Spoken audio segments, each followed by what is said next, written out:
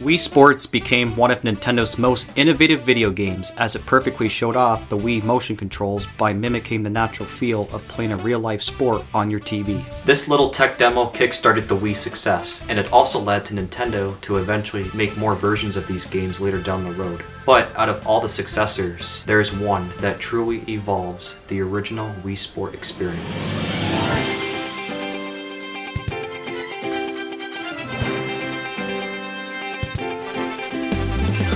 This second Wii Sport installment was released a couple years after the OG game came out to market the enhanced Wii Motion Plus feature, improving the console's gameplay accuracy. Initially, this feature was only accessible through owning these peripherals that attached onto the bottom of the OG Wii Remote, but later on Nintendo thankfully built this feature inside newer Wii Remotes as it kind of feels clunky to use. For those who are new to my channel, my name's Player E. Collins, and last year I posted a video discussing all my memories and just overall perspective on the original Wii Sports. This game's really special to me as I remember getting it for Christmas years ago and just have so many memories trying the Wii out and just falling in love with the game. Like the original game, I also played Resort a couple times in the past too, but it wasn't until recently that I fully discovered everything that this game had to offer. And in some ways, it's definitely better than the OG Wii Sports. The biggest one being the much better sports selection. Instead of just 5 sports total, now we get 12 to play, with each one having 2 or 3 different modes. Bowling and golf not only return from the OG game, but there are also many new ones like swordplay, wakeboarding, frisbee, archery, basketball, table tennis, power cruising, canoeing, cycling, and the air sports of skydiving, island flyover, and dogfight. Many of these sports are also interconnected into the game's tropical setting of Wuhu Island. In this vacation town, you'll find many sports located through the urban, rural, mountainous, and beach water areas. Wuhu Island truly feels like a real place to explore and add some remembrance into the great sports selection. Great, I say, as all these sports do provide something unique for not only cooperative play, but even single player too. I grew up playing the OG Wii Sports to mainly bond with my dad, but I did eventually begin to play sometimes on my own to achieve my best scores in any of the sports to raise my skill level, leading to some reward. Thankfully, Resort decided to add more single-player focused rewards by having 5 stands to complete for each sport or sport mode, which would involve completing specific challenges or tasks. I'm not going for a complete collection, as some of them are brutally impossible to collect, but overall I have a decent amount that I want to mention while briefly discussing my overall experience in each sport. Bowling is probably one of my favorite sports from the OG game, so I'm glad it made a comeback. You have standard 10-pin games along with spin control and 100-pin games becoming dedicated modes as well. While I do have great scores here, I had more difficulty adjusting to the controls as they're different compared to the OG game. The extra precision can sometimes overspin my throws, making it more challenging to maintain consistent strikes. Although I'm starting to get more used to them now, it's going to take me a while to become a master at this version of bowling. However, I was fully able to collect a decent amount of stamps for standard and 100-pin games. Off the wall for 100 pins took a couple tries to do, but I knew it was possible as I have gotten many of these types of strikes before in the OG Power Throws game. I tried achieving the infamous secret stamp a few times too, but I had no luck no matter what I did. This strike also originated from the OG Power Throws game, where you would specifically position yourself to throw the ball straight onto the bumper, and if it rolls all the way down past the pins without falling off, then a switch from behind will automatically knock all of them down. I just don't understand why they would make a stamp out of this, as it feels like a glitch exploit rather than something actually achievable with genuine skill. Lastly, I only got 1 stamp in spin control, as it's the hardest mode out of them all. I usually struggle to position myself properly to knock specific groups of pins down while trying to avoid bumping into the obstacles for each lane. Mostly I would succeed the first few turns, but it becomes much harder later on, resulting in lower scores. When I get the physics down properly, my eventual goal is to gain more stamps and higher scores in all of the modes to hopefully match my great bowling scores in the original game. Golf is another favorite sport of mine from the OG game, so I'm glad it made a comeback too. They added 9 new holes here that fit the game's vacation theme pretty well, along with the addition of bringing back the OG classic holes too. 3 and 9 hole games not only returned, but now 18 hole games has been thankfully added for those who enjoy playing all of these stages at once, including myself. For more replayability, you can also unlock additional special stages for 3 hole games. The main difference for this golf, like bowling, is the change in controls, as the Motion Plus can pick up the swing swing bar now. To avoid this problem, I press B to reset my shot stance and practice my swinging more often now to make sure I hit it straight while keeping the bar still. This was hard to master at first, but over time I got more used to it and started to achieve some better scores. My stamp collection's pretty good too, but the King of Clubs took me a few days to achieve, as this one's a little challenging. However, I knew this was possible due to having some close calls on some of my other attempts. I tried achieving the hole-in-one stamp a couple times too on some par 3 holes, but I couldn't figure out the right strategy to perform this, even though I had a few close calls. Overall, this golf offers more to play compared to the OG version, motivating me to come back and better my scores for all the holes.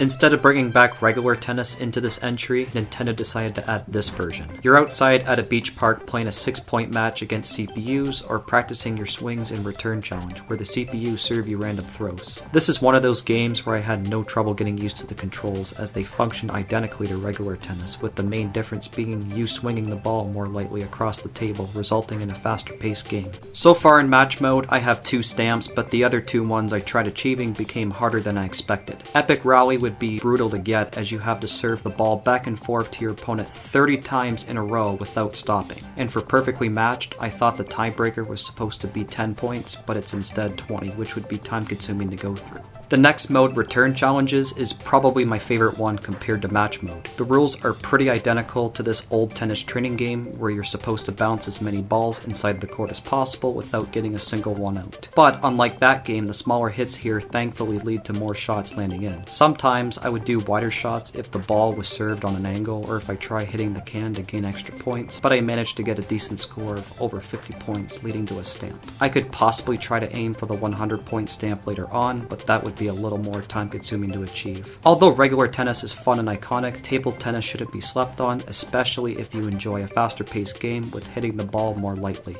Another cool popular sport set within the streets of Wuhu Island is basketball. The 2 modes include Pickup Game, which is a normal 3-minute game against 2 teams of 3 Miis, while 3-point Contest is where you have less than a minute to shoot a group of 5 baskets through various angles. 3-point Contest was the mode that I played the most back in the day, as it had quick, addictive gameplay that did a good job introducing me to the controls. Sometimes the accuracy may not be 100% in aiming your shot, but overall I have gotten some pretty high scores, resulting in achieving a couple of stamps. Quick Draw was a hard one for me to get, as it took me hours to finish under 10 seconds with at least 20 baskets synced in. Overall though, I do have more stamps in the 3-point matches compared to the pickup game, where I only managed to get 2 of them, which involve 3-point shots. Triple Dip is when you succeed at once, and Lights Out is where you succeed at 5 times in one game, which took me a couple tries to do. However, these 2 other ones I attempted were more challenging. I always barely miss sinking it in for Buzzer Beatle, as the ball must be sunken in within exactly half a second before the buzzer goes off. While for Rim Rattler, this one would have been more achievable if we got to manually control ourselves running to the net to perform the shot, instead of being restricted to just handling the ball throughout the whole game. Pickup Game is still a decent mode to play, but I wish the controls were more utilized for moving around, as it would have made the gameplay experience a little easier and better paced.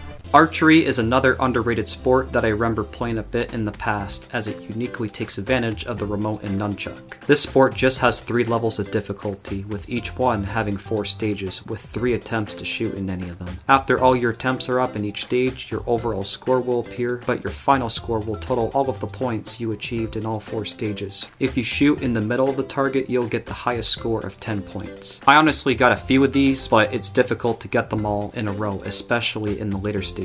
The stamps in archery were pretty challenging. The most difficult one I attempted was finding every stage's secret target. Not only were they hard to find, but more so to land a hit on any of them due to the awkward aiming. Out of all of my attempts, I only managed to land 1 in the beginning stage 2, which still took me lots of attempts to pull off. Archery can be fairly challenging to play, but it's still one of the best sports that uniquely utilizes the remote and nunchuck. Another sport that also takes advantage of the remote and nunchuck is cycling. Although these controls don't replicate riding a real bike, the remote and nunchuck do actually control fairly well. You do shake to move, but I felt it wasn't as excessive, as you only need to shake throughout parts of the races. Heck, even if you shake too much, you begin losing 3 hearts due to pedaling too hard, eventually causing you to automatically stop and drink water to get your breath back. But I generally like to keep a steady pace, as I want to do well in each race. Out of the game's 2 modes, verse races are exclusively multiplayer, multiplayer, so I mainly played through road races where there are stamps to achieve for getting first place in all of the 1, 3, and 6 stage races. The 1 stage master took some time, but it wasn't super difficult, and the 6 stage master took 1 try as you're only required to come in first place for just the final stage, thankfully. The only one I didn't get to achieve yet is the 3 stage master, as this one will probably take up more time as you have to come in first place for every single stage rather than just for the final stage. Sometimes it can be a little challenging and time consuming to get first place, but overall I enjoyed cycling more than I thought as Nintendo made the controls work well. Frisbee is a great sport made for the remote's flicking mechanics that provide 2 drastically different modes. Frisbee Dog is set on a beach where you throw the frisbee towards the circular color grid to gain points as your dog's able to catch it. To gain the highest score, you must aim to throw your frisbee directly below this arrow, which will give you 100 points if successfully landed. Also in later rounds, you can pop these balloons during your throws to gain extra points too. Despite not throwing perfectly, I managed to achieve fairly good scores here, but sometimes I can miss landing on the grid if I have to throw from an awkward position. The stamps are mostly difficult to achieve, so I only managed to get 1. I attempted to achieve Balloon Animal 2, but I had trouble positioning myself to effectively pop all the balloons. So far, I would pop around 1 or 2, but the rest would be kinda challenging. Thankfully, you can try as many times as you want, as this is only done in practice mode. Frisbe Golf, as titled, is basically regular golf, but with the frisbee replacing the clubs and golf ball. Unlike the dog mode, I struggled more to initially achieve high scores here as I felt my throws would over-twist by mostly landing in rough places or even out of bounds sometimes. However, in later playthroughs, my throws thankfully got a bit better, so I decided to get 2 stamps, one of them being a hole-in-one. In this golf, I found hole-in-ones a little easier to achieve by successfully landing one in the basket on my first try for hole 2 due to its big hitbox. Overall, both of these frisbee modes are fun to play that provide great simple gameplay innovation of flicking the Wii Remote accurately. Although I didn't play it much growing up, I knew swordplay was another sport that I always wanted to try out, as the Wii Remote was made to perfectly mimic a real-life sword. The modes here include Duel, which is one-on-one fighting against an opponent, Speed Slice, which Matt from the OG game's boxing returns to test your quick reaction time and correctly slicing various things against your opponent, and lastly Showdown is a single-player only mode where you progress through various stages to take down 100 Miis without losing 3 hearts. The stamps in swordplay are pretty challenging, but I still managed to achieve a few of them for each mode. Speed Slice's double time was kind of achieved randomly through one of my playthroughs, while Duel's cliffhanger actually took effort to achieve. It took me a couple tries to make it into the sudden death matches for this one, but I somehow managed to just block my opponent's attack during one game, which worked as it resulted in a tie, causing the center of the stage to rise up. The stamp you can get while in sudden death, however, is more brutal, as it's difficult to defend yourself on a tiny circle as you now barely can move around. Despite collecting 1 stamp in Showdown, this is the most difficult game to progress out of all of the modes. The first 3 levels started off a breeze, then afterwards the CPU started to get more defensive, giving them more of an opportunity to swipe a hit on me at some point, leading to me quickly losing all of my hearts. I'm currently stuck at only level 5, so I want to find an effective strategy to unlock the rest of the stages and even collect a bit more stamps. Before playing Showdown, I would first recommend playing Duel to practice fighting opponents, and Speed Slice to help you accurately swing your sword. Woohoo Island has 3 water-based sports that include canoeing, wakeboarding, and power cruising. Technically, all of these sports are separated individually on the home menu, but I'm categorizing them as the water sports as they all take place in the city's fairly large ocean. For canoeing, I only really played Speed Challenge, as the verse races are multiplayer exclusive. For this mode, you paddle certain distances towards a flag before the time runs out, and as you progress, the distances go further out. The sport's also got other difficulties to unlock that changes a bit of the layouts, along with adding a few more hurdles to avoid. The main problem is that the controls make this game feel like a slog to complete, as paddling side to side doesn't always feel that accurate. Sometimes this would cause me to also miss making it to the flag on time. I only got 1 stamp for the beginner difficulty, and thanks to the slow pacing, I honestly don't feel motivated to achieve any more. On the flip side, wakeboarding is probably another top sport for me, as you score points by shaking horizontally to trick off waves. Like canoeing, wakeboarding has 2 different difficulty stages to unlock, with the expert one being the hardest to maintain consistent tricks due to bumping into these annoying poles sometimes. However, my overall scores are pretty good, which led me to achieve all the stamps. Long Way Home took me the longest to complete, as in free cruise mode you have to make over 50 trick jumps in a row without falling while also traveling across the island in less than 5 minutes. The jumping wasn't really the main hurdle here, it was making sure I made it across the island in time before the game automatically starts after my time's up. However, I did eventually make it through the island as I began to perform smaller, easier jumps to not mess up much. The last stamp I achieved was Master Curver, where I had to gain at least 1000 points in expert difficulty without bumping into anything. Initially, I thought this one was going to be hard as I kept bumping into stuff in previous expert stage playthroughs, but I eventually achieved it after managing to find a strategy to avoid the obstacles more easily. Achieving all these stamps wasn't something I honestly expected to do, but now I will always look proudly back at all of my hard work. The final water sport, Power Cruising, takes advantage of the remote and nunchuck tilting capabilities. I only got to play this mode here as the verse race for the sport is just again more multiplayer exclusiveness. I initially had a bad taste of power cruising as I couldn't stand the controls when first playing it due to the tilting precision being really strong. But after a couple weeks of trying it again, I got more used to it, leading me to score points in every stage and collect a few stamps. Ringmaster was fairly simple to achieve as I carefully managed to go through the bonus rings in the beach stage, however Leisure Cruiser took more time. In the free cruise mode, this stamp's achievable by finding 5 purple switches within a couple minutes that are all spread out in the ocean. I always enjoyed this one as it provides fun exploration, but it took me some time to collect all the switches fast enough. After a few tries, I began to speed boost by tilting my jet a bit, which finally made it easier to achieve the stamp. The last stamp I tried attempting was Power Jumper, where you go through all the bonus rings in the last stage you unlock. The difficulty comes in when you're forced to jump through these waves to get into some of them. I tried many ways to jump at the right time, but it became impossible after managing to get 1 or 2 of them from the beginning. Overall, power cruising is another underrated sport that can be fun once you get used to the controls.